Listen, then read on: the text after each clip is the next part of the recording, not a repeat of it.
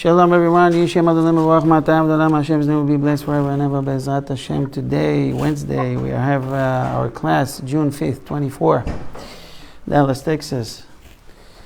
We are going to start a series, Be'ezrat Hashem, on a topic that many people want me to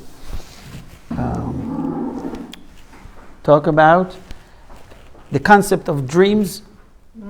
What is this all about? They are real, they are not real. How you can recognize a real one. Can you take it seriously? Yes, no. It's going to take us a few classes. I'm telling you right now, we're going to investigate this topic thoroughly, Be'ezrat Hashem. So at the very end, we understand that we have no clue about what we're learning in general. But you have some clue. You have some clue. Okay? So we're dedicating this to our class for Refuah Shelema. Any name you want to mention? Shimon, Simcha,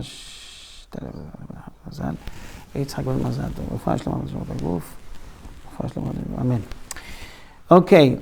The topic we're going to try to discuss today, it's about dreams. I'm going to start from the last part, okay, from the very end. Meaning, I'm going to start to investigate through the halachot.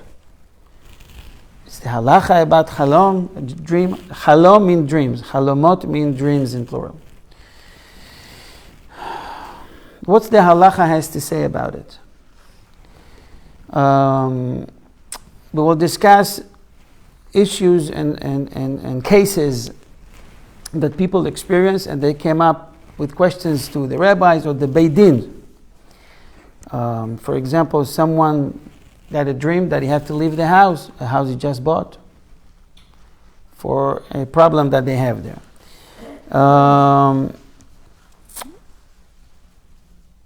Kohens. Maybe remove the table, the bags, so I can see them. Just put on the chairs. Kohen, he got a dream.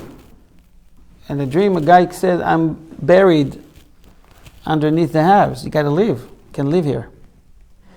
For those who don't know, a Kohen prohibited from being around or next, close to a dead person, to a corpse. So he can't go to the cemetery, for example, so forth and so on. What if his father comes to him in a dream, for one, and he told him, in certain place you find such amount of money, and it's dedicated to tzedakah. What about that? We're going to discuss a case with a rabbi that permitted to eat some sort of a fish. It's called borbita. And then he got a dream that he understands that this is not kosher fish. Can he trust that dream or not? You already passed any verdict that it's kosher. And to the honor of which Kohen, the entire cemetery stood on their legs. And more cases. Okay, this is just the beginning of a wonderful friendship. Baruch atah Adonai, Eloheinu melech haolam, she'hakol nihya b'dvarav. Amen. Interesting. I thought you guys in mute. Well, I'm muted for the amen. I gotta be witness, don't I? Okay. Good for you. So, it was a young man that he used to go to the Rashbi. Who is the Rashbi? Rabbi Shimon Bar Yochai. Rabbi Shimon Bar Yochai, the great tzaddik in Meron. Meron is the northern side of Israel. And they used to go every year on a certain Shabbat. Some people used to go once a week, once a month. On Shabbat Mevarchim, the Shabbat they announce in the Rosh Chodesh. So he used to go there to Meron, and he stays there for years. Then, one day, Baruch Hashem, he got married. He is a Kohen, so he doesn't sit inside the cave, but there's a certain spot for the Kohanim. He's going there every month. When he goes, he is finishing the entire book of Tehillim, the entire Psalms, okay? How long it takes usually? Yeah, I'm asking you because you probably did it more than once, right? With a group of ladies. By yourself. It's like 2 to 3 hours. 2 to 3 hours, right? Okay, so it's for 2 to 3 hours. Let's say 3 hours sitting there and saying once a month the entire Tehillim, and he feels that his neshama lifted all the way to Shamayim, to heaven, and he is talking with the angels. No less than that. It's mamash, he feels it in the bones.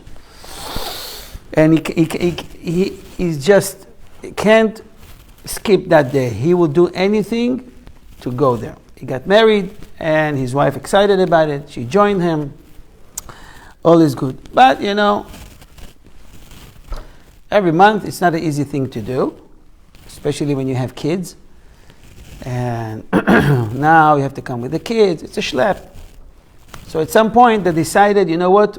We have to buy a place in Meron. We live there.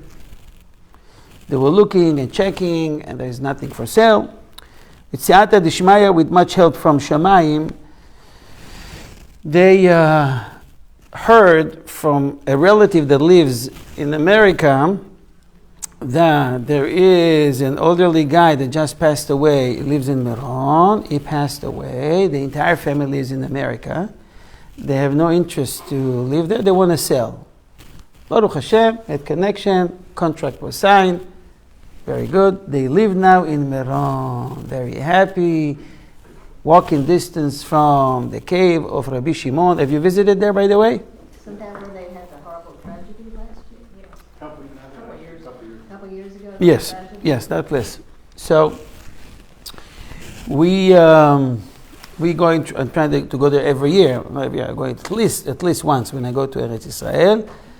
This time it's a restricted area due to the bombing from Lebanon. Be'ezrat Hashem, that will end soon. So, bottom line, finally, after being in that apartment, to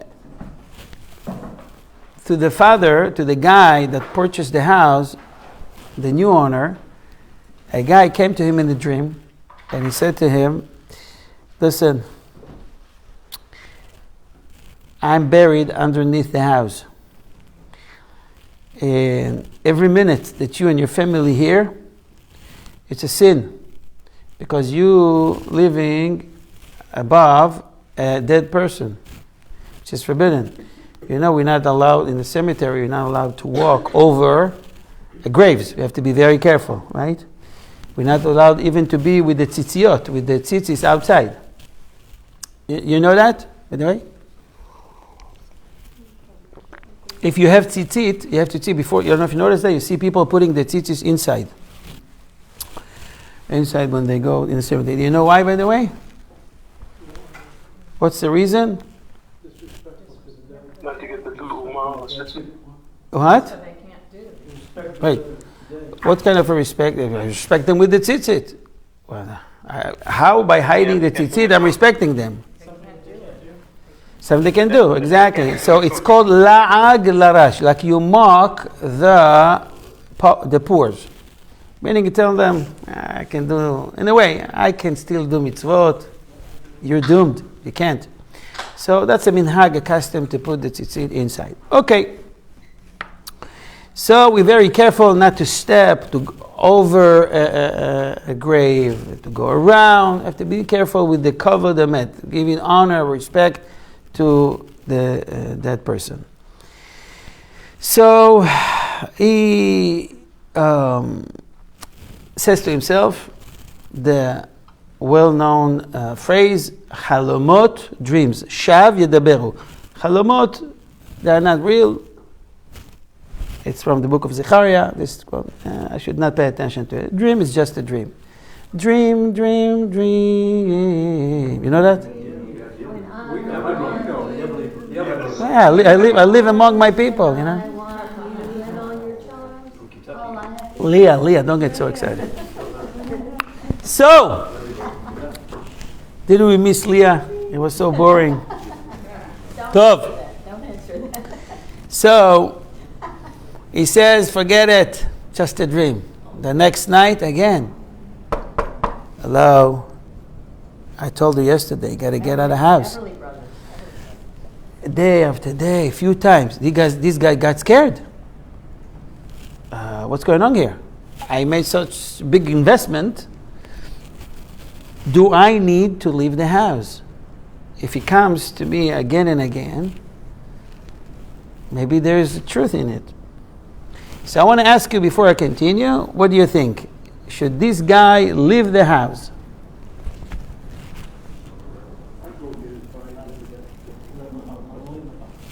Consult the rabbi. Yeah. Ma'am? What is- What he says? Consult Rabbi Shimon. Consult Rabbi Shimon, right. I don't know if it would be a good idea. Everybody be buried under the house. Ma? Why would anybody be buried under the house? I don't know if you're aware of that, but some people today, she's asking why the person will be buried under the house. So, today even, there are still people buried under high buildings in the cement for a reason, right? Some go to swim with the fish, and some, and he can come in a dream to give this info. Nobody knows. That's one thing. There's another thing. One second. Another thing. It could be from many, many years. When they built the house, they didn't know it was buried there. Unfortunately, there's many people that we don't know where they're buried. Huh? This wasn't the man that died when they bought the house from the family. This is a person that lived there many years, many times. Did they know? No, the guy that died, the elderly guy, he was buried in a cemetery. Probably. It's not the guy that lived at that house before. Why did he come? Why did he come? I don't know. I didn't ask. I'm just giving you the details. I'm not sure. Did the person in the dream identify himself? So No. He just told him, I'm buried there, and he comes to him a few times, and these guys took it very seriously. Now, he needs to know what he should do. This is not a simple and small issue. So, I'm asking you, yes or no. So, think about it, because at the very end, we will answer that questions halachically, because he got a halacha, okay, about these things. Let me start with asking, what do you think? Dreams are real or not? Depend what kind of dream. Depend what kind of a dream. What kind of a dream? There are three kinds of dreams in the Talmud Chazal. Okay, what are they? And the donkey, the dogs, and with the mother and the baby. A donkey? Is about the things that you were living the day before. Okay. So you're saying if this is something I experienced during the day or the day before, I probably would dream about it, so I should ignore it. Yeah. What if the same thing comes to me over and over, night after night? Should I ignore it? Yes or no? Depend. And what's the halacha has to say about it? So that's okay. So that's your proof that it's because of the experience that one has. He went to sleep. His brain is still working, and he now manufacturing dreams. Okay, I hear what you're saying, but we want to know what the Torah has to say about it. And it looks like the Torah take it very seriously. Where we ever see dreams in the Torah? Can you tell me? Paro. Before Paro. Yaakov. Yosef.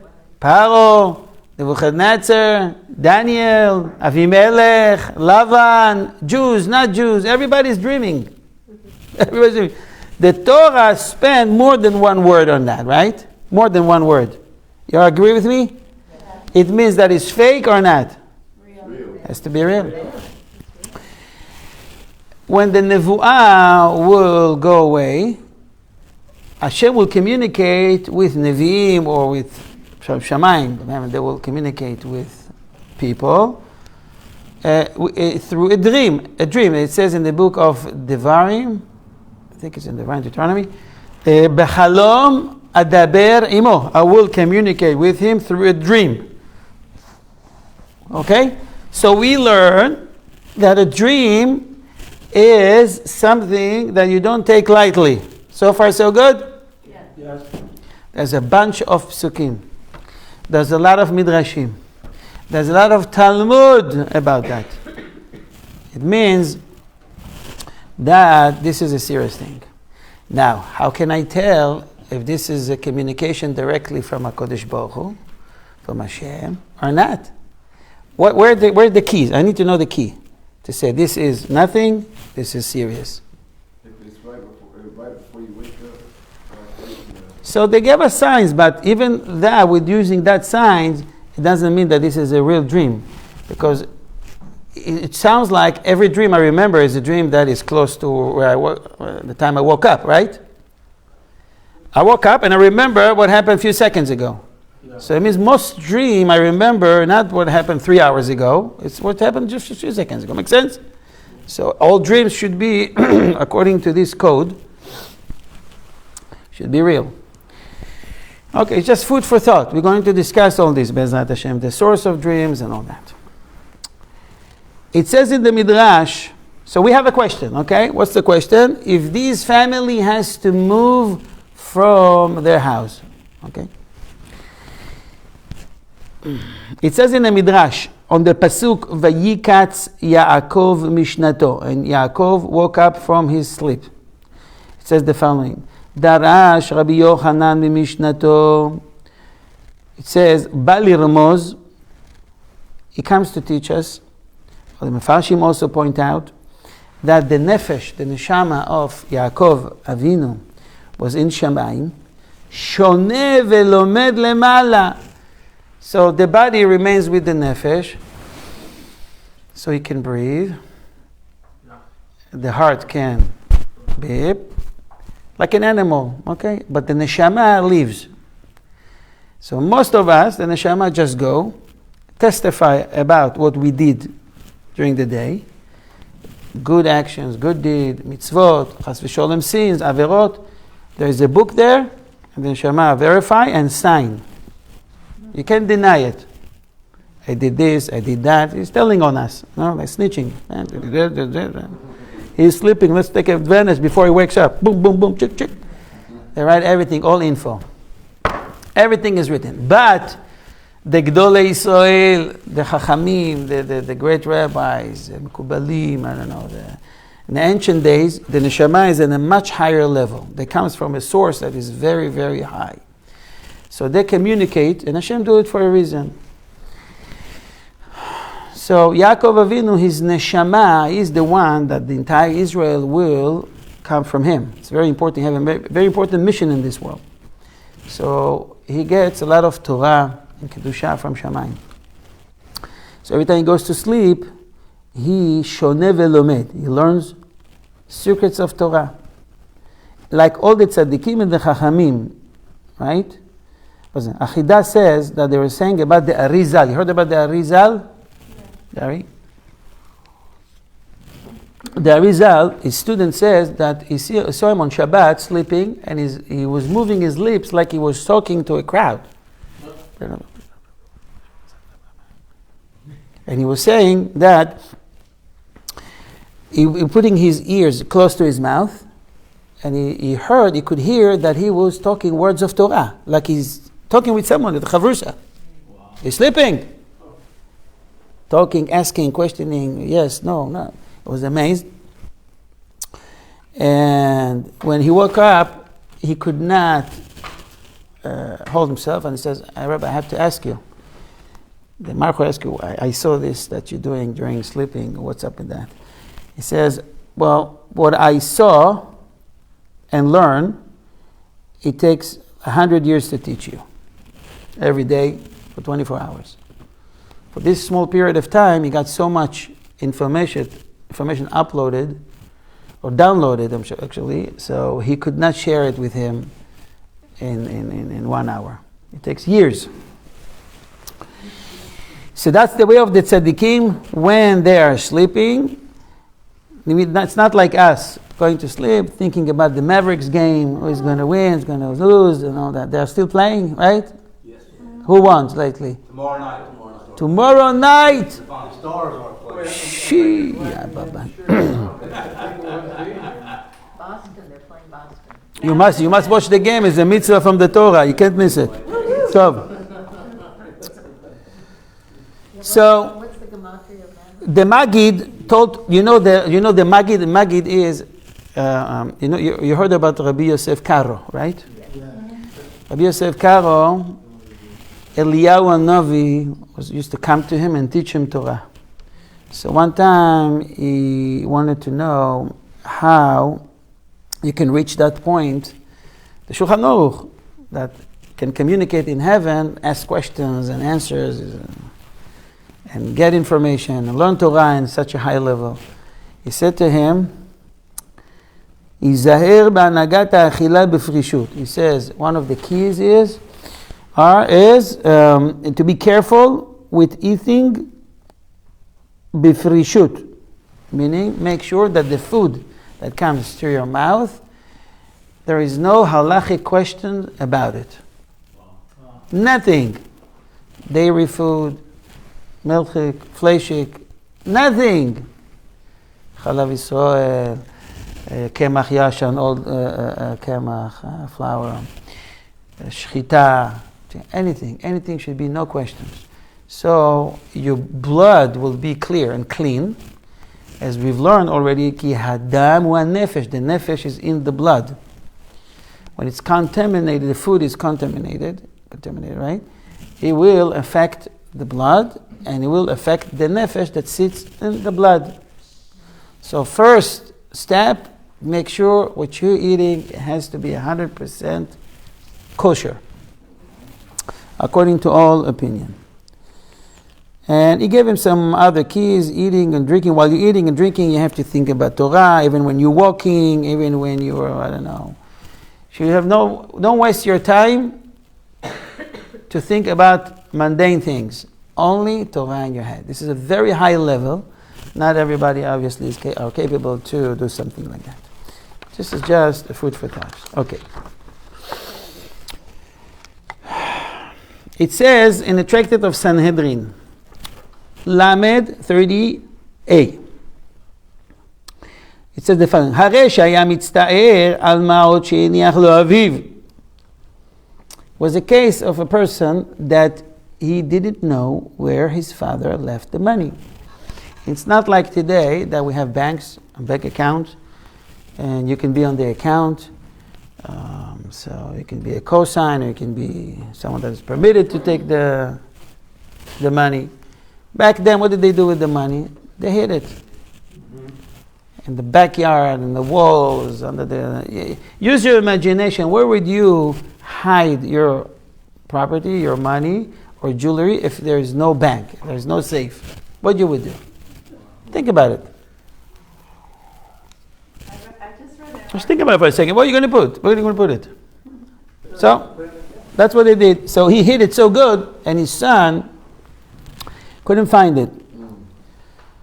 Uba ba'al halom, and he got in a dream the information and told them, listen, the money is in that place, and you can find there $50,000, 786 cents. He woke up, he wrote the amount, he went there, exactly amount. And it's a meiser, meaning the whole money go maaser. So now he wants to know, do I need to dedicate it for maaser? So everybody agrees, says yes. Why are you saying yes?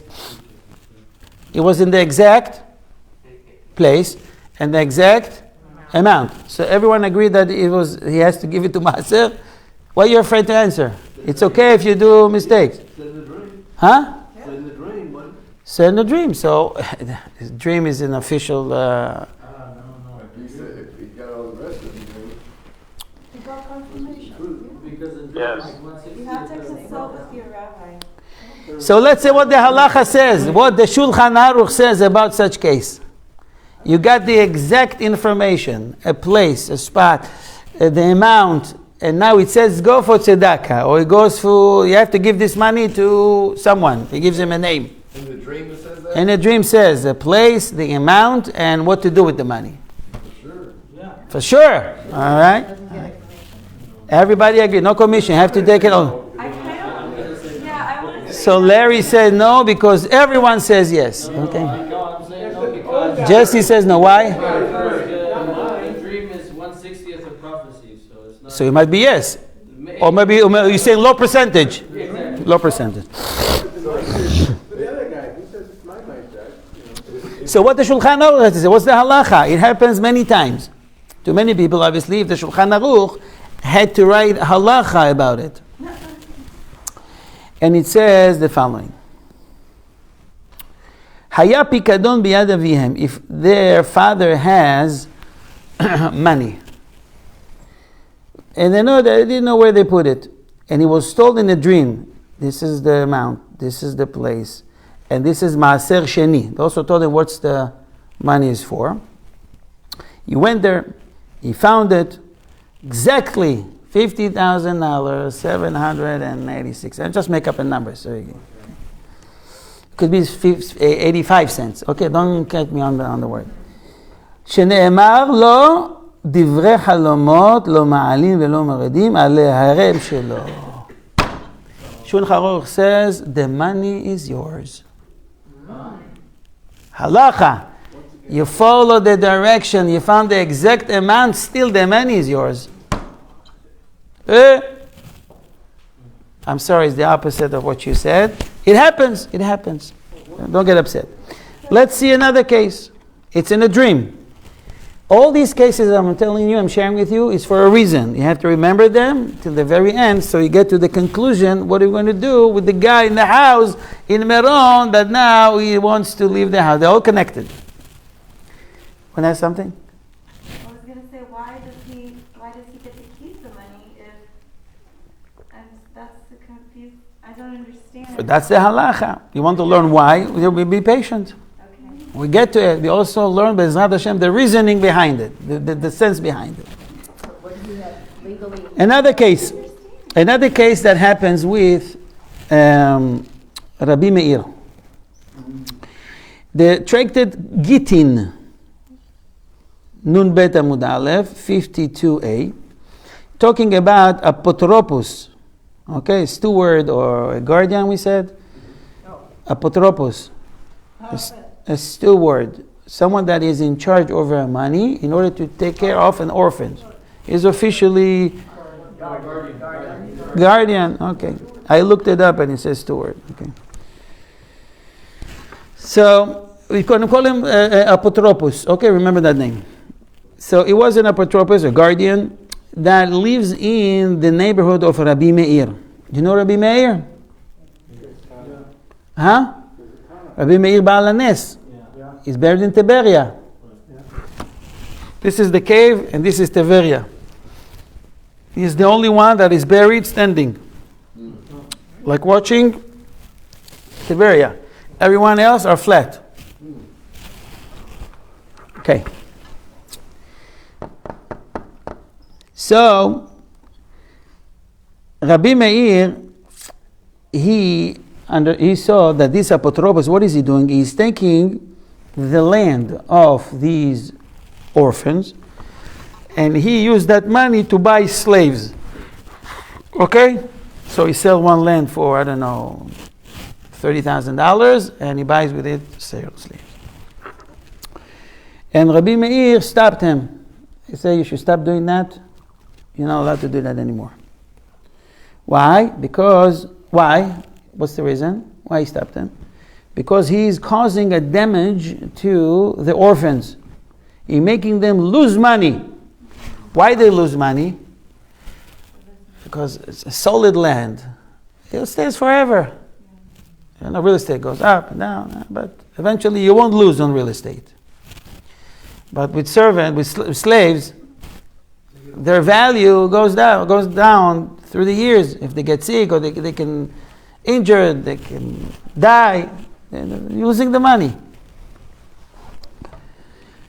And it says, okay.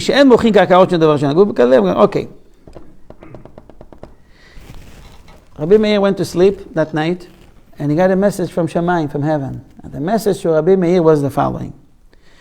Ani laharos ve'ata livnot. I am destroying and you are building. What does that mean? Chochmat Shlomo says, from Shamayim, they said, we destroying and you are building. How is the building? It says, we gave him the advice to sell, so he will buy slaves and he will lose the money. And you're building, you're stopping it. Why? Chochmas Shlomo says, because the money that the father of this orphan has when he bought the land, it was from stealing, taking interest, thievery, lies. It's not a kosher money. Not a kosher money. So from Shamayim, they start the process of punishment here, and you're interrupting. Interfering. So far so good, you got the idea? Okay, so from Shamayim they want to have this father, money goes down the drain. So Rabbi Meir got this dream, he understood very good the message, but he didn't care. He went back to the apotropos the very next day, he says, warning you, no more sales. Rabbi Meir, you just got a message from Shamayim. No interfering, no interrupting. He doesn't care. Because he says, Divrei Chalomot, the words of Chalomot, I'm going to translate literally and then the meaning, Lo ma'alin, they don't go up, Velo moridin, they don't go down. Meaning, they should not be taken into consideration. It's a dream. Well, we may wake up in the morning, okay, it's a dream. I know what the halacha has to say about it. I don't care about the dreams. Rabbi Meir, you don't care about dreams? Do you think Rabbi Meir has a Chumash, has a book of Torah? Did he know about the Yosef and Paro and Nebuchadnezzar and Daniel and all that? He knew about it? Did he know about it? So what are you saying that it's just a dream? He wasn't a Navi. Huh? He wasn't a Navi. Who? Rabbi Meir? But still, you can at least take it seriously, take it to the Beis Din, and discuss it with other people. Maybe let him do whatever he wants to do, especially when you get a special message from Shammai. There's another story in the Tractate of Horayot, Daf Yud Gimel Amud Beis, page 13b, that a story about Rabbi Shimon ben Gamliel, that they were taking him out of his position. He was the president. They took him out of his position, and he got insulted. He took it very personally. And Rabbi Natan, Rabbi Meir were involved, and they both got a dream. In a dream, a message from Shamayim: go and make it up for Rabbi Shimon ben Gamliel. Talk to him, calm him down. Ask for slicha. What's slicha? Forgiveness. Rabbi Natan went, and the Talmud says, Rabbi Meir, how Rabbi Meir treat that dream? He didn't go. Rabbi Natan went to ask slicha or mechila, forgiveness, and Rabbi Meir didn't go. Because Rabbi Meir says, Chalomot lo ma'alin lo muridin, should not be taken under consideration. Any questions so far? The question is why? One rabbi is doing this thing, another rabbi doesn't care. So what's up with that? It's So do you Chalomot are serious or not serious? Huh?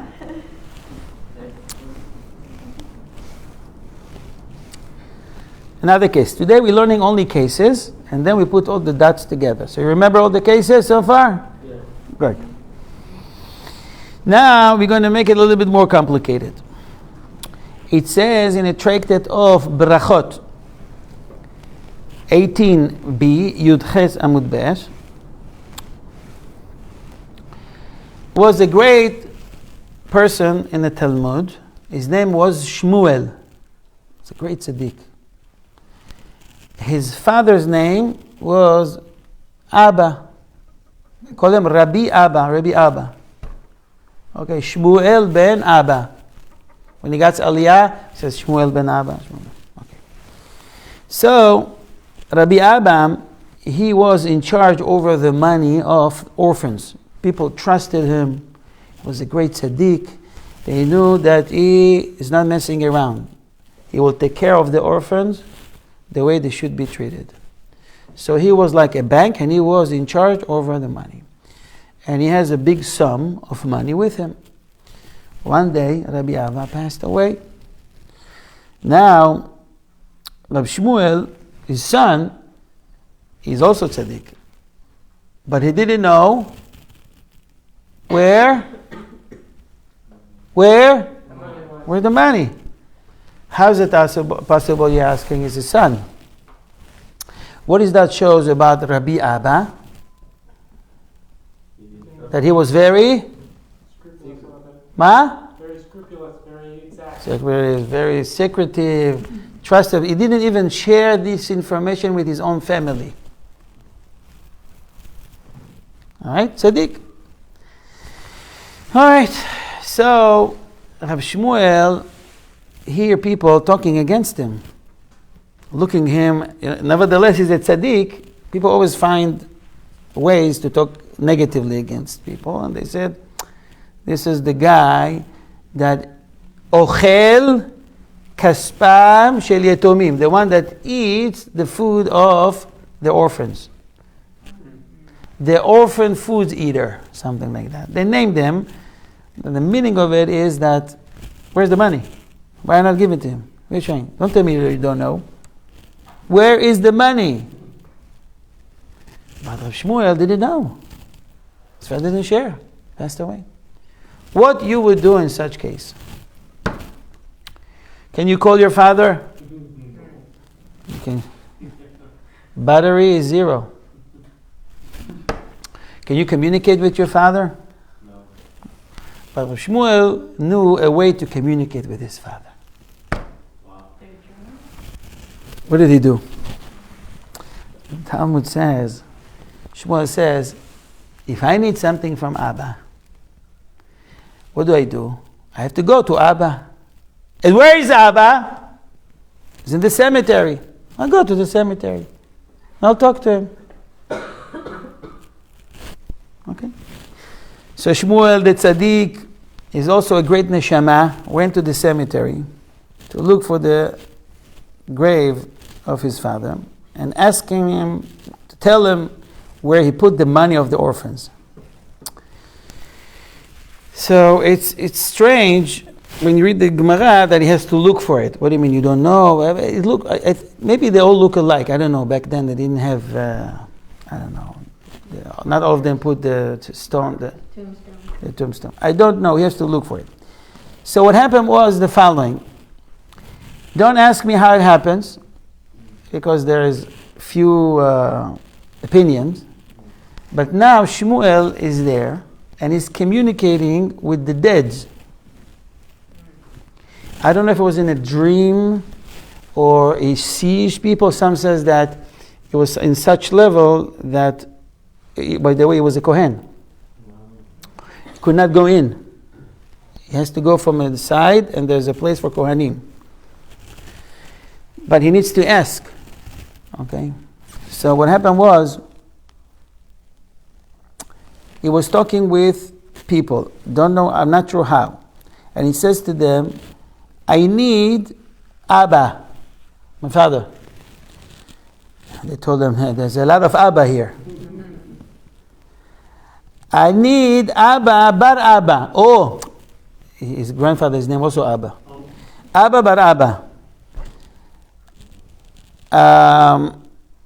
Abba shel Shmuel. אמרו לו, Abba shel Shmuel is not here. His neshama is in heaven, learning Torah. In Mativta Derekia, this is what they said to him. He's sitting there and studying Torah.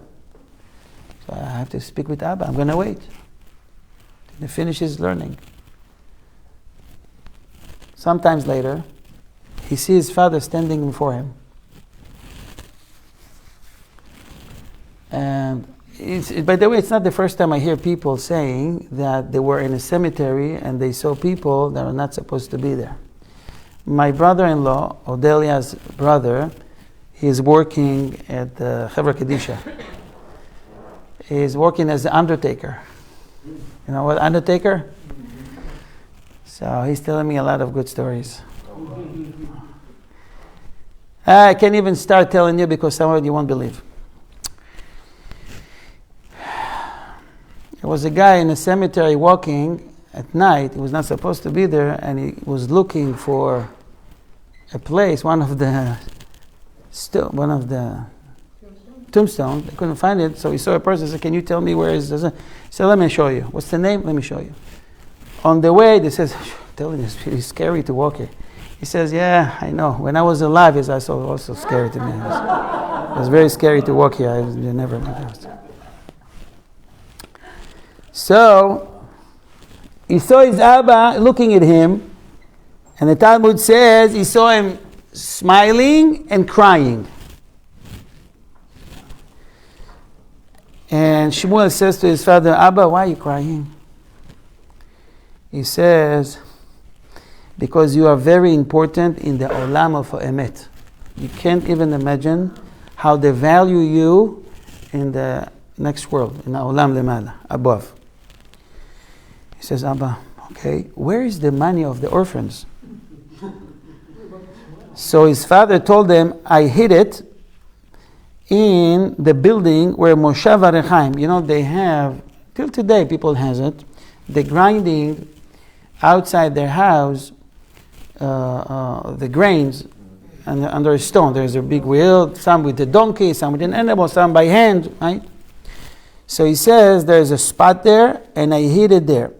And there's 3 layers of money. The top, it's ours. The bottom is ours. And the middle one is the orphans. Why he did that? So if thieves will see the first layer and grab, it was ours. If the money gets spoiled from moist or something like that, it will be ours. So which money will be safe? The orphans. Tzaddik or not tzaddik?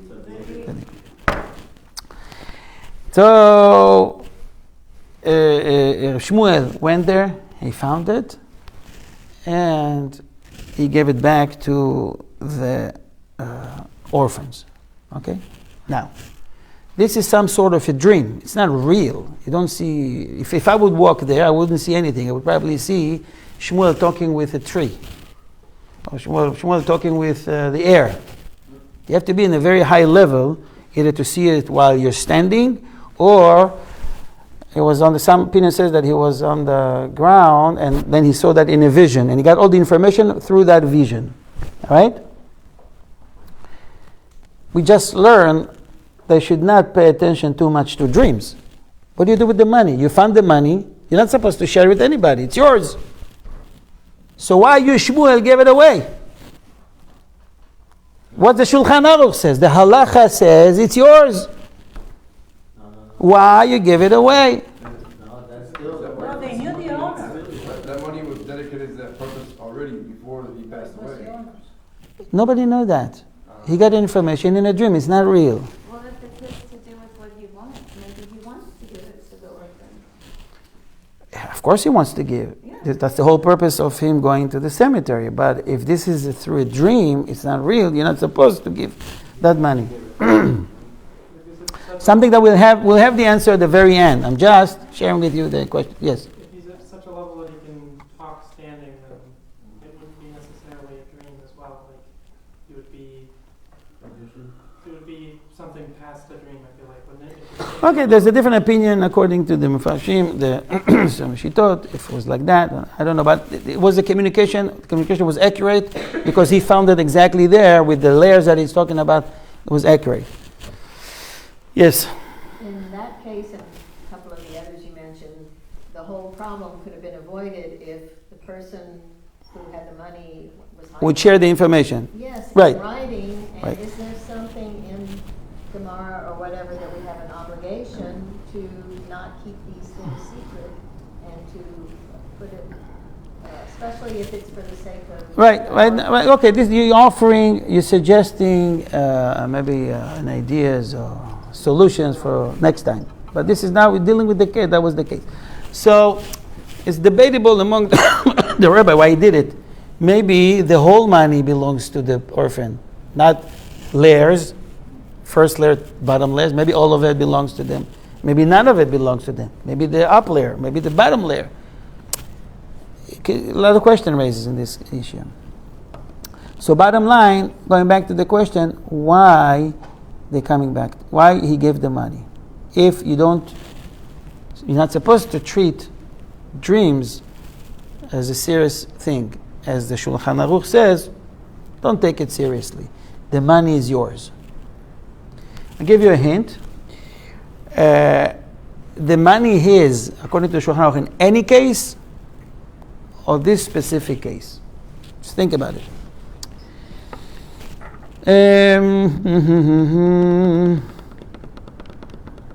Rashi explained that the dead people, the deceased, gave him respect. They respected Shmuel, and they were all coming toward him, and they were sitting like in half a circle before him, sharing that information to show, to praise Shmuel that the dead came before him, and they were waiting to hear from him and discussing with him and helping him, like they resurrect back to life. Okay, here they're discussing if he's a Kohen, not Kohen, where he was standing. Never mind. It's not up. Okay, moving on.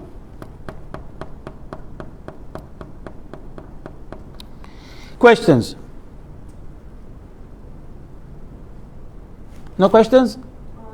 You're still investigating the questions that I raised. Okay. According to the Talmud, the statement is, bottom line, that most of the dreams are true or not true? Huh? The majority, the Talmud says clearly, it's not true. Majority is not true. Even you yourself, Jesse, said that is 1/60th. So it's rare, very rare. How can I distinguish between a real and an unreal? Depends on how many times you've had it. We discussed that already, but I don't know, I'm not sure. Because it says in Zechariah 10, V'chalomot shav de yedaberu, dreams are false. So you could see rabbis in the Talmud that would say, Shmuel, when you saw, he used the same pasuk in different occasions. For example, Shmuel's, when he saw bad dreams, it would say, dreams are nothing. When he saw good dreams, he would say, dreams are nothing? We just put a question mark. Meaning, we don't take it lightly. So what's going on with that? The pasuk says, the verse in Zechariah 10 says, Halomot shav yedaberu, means the dreams are false. You want to read it? Go ahead. And the man who was standing among the myrtles, is that correct? Spoke up and said, these are the ones whom Hashem has sent to travel about the earth. I will show you what these are. The angel who was speaking to me said to me, I will show you what these are. And the man who was standing among the myrtles spoke up and said, these are the ones whom Hashem has sent to travel about the earth. Is that correct? No, you're reading the whole chapter. No. Find just this pasuk. I have this chapter. I don't have the exact pasuk. 1, verse 10. Okay. So when you find it, let me know. So let me give you at least one key. How do you know if it's real or not? It'll make it more complicated. If it comes from an angel, is real. If it comes through a shindale, a demon, it's unreal. It's a lie. I repeat. Rabbi explained that there is a contradiction between verses in the Torah, in the Tanakh. One says in Zechariah, dreams, don't take it seriously. But another pasuk says in Bamidbar, not Dvarim, I said in the beginning, Bamidbar, chapter 12, it says, B'chalom adaber imo, meaning Hashem says, I will communicate through a dream. Zechariah the prophet says, false. Moshe Rabbeinu says, Hashem communicated through a dream. So false or a dream. Rava answer. It says there's no contradiction between the psukim. False is by the demon. True by an angel, a messenger from Shammai. Okay? So far we go, we know. So how do I know? Which is which? If they're smiling and crying. Because the angel has a white cloak and the demon has red clothes. I had in the black one. You know that the demon can disguise himself to any figures he wants. It's one of the three things that is different from people. You can walk before you, you think it's from a distance, your brother, your father, your son, someone that you know, or just a random, regular person that you don't know. They have the ability, one of the abilities is to disguise themselves and to move from one spot to another very quickly. What you take 3 hours, they can take in seconds. One of the powers that they have. Anyways,